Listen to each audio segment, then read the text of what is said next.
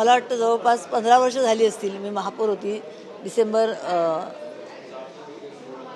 9 ते 12पर्यंत. मला वाटतं माननीय महापौरांनी याची माहिती घ्यावी. आणि मला एक कळत नाही की कशाकरता पर्सनल कुणावरती आरोप करायचे. मीही महापौर होते, त्याही आहेत. माझ्यानंतर अनेक महापौर झाले, माझ्या आधी अनेक महापौर झाले. पण असं इतकं कोणी पर्सनली वैयक्तिक टीका करत नाही. आणि जर टीका केलीच आहे म्हणाले 4 कोटीचे म्हणे पडदे लावले, तर त्यांनी प्रशासनाकडून माहिती घ्यावी आणि त्याचं रिपोर्टिंग करावं.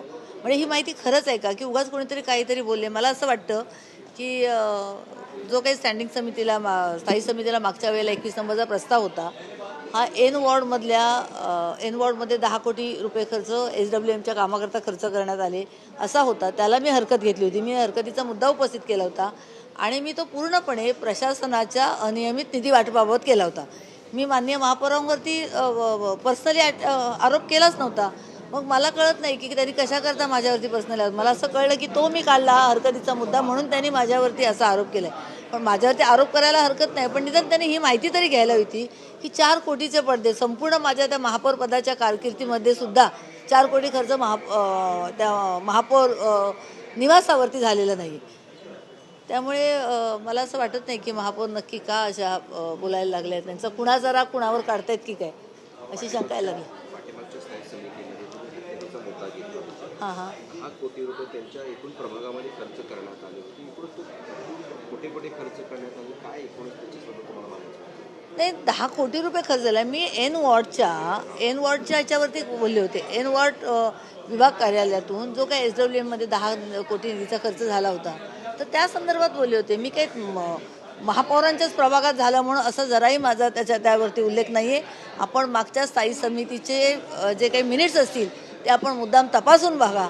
ते मिनिट्स महापौरांनी मागून घ्यावेत. स्थायी समितीचे अध्यक्ष त्यांचे आहेत. MS कडून त्यांनी मागून घ्यावेत की श्रद्धाताई नक्की काय म्हणाल्या, हरकतीचा मुद्दा त्यांचा काय होता. मी एन विभागाच्या SWM डिपार्टमेंटच्या अनियमित निधी वाटपाबाबत बोलले होते.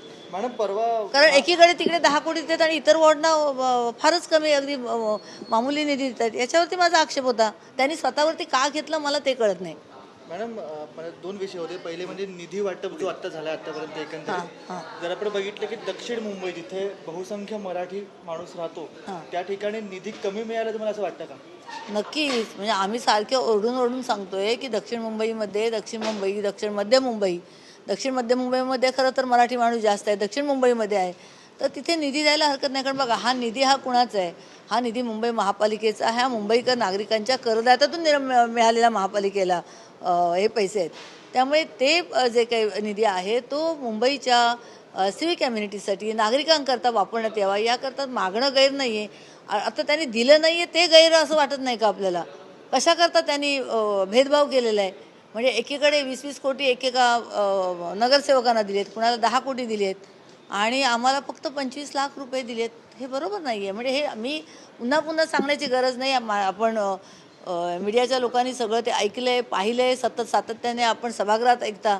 त्यामुळे सगळ्यांचा राग तोच आहे की देताना किमान 1-1 कोटी जरी सगळ्या नगरसेवकांना दिले असते तरी 227 कोटी गेले असते. आज 702 कोटी तुम्ही महापालिकेला सांगताय आज याच्यासाठी द्यायला, तर ते किती चुकीचं आहे. मग बघा विकासाला आमचा विरोध नाही आहे, पण प्रत्येक वेळी कोणताही विकासाचा एखादा प्रोजेक्ट मोठा करायचा असेल तर ते महापालिकेवरती भार टाकायचा हे चुकीचं आहे. थँक्यू.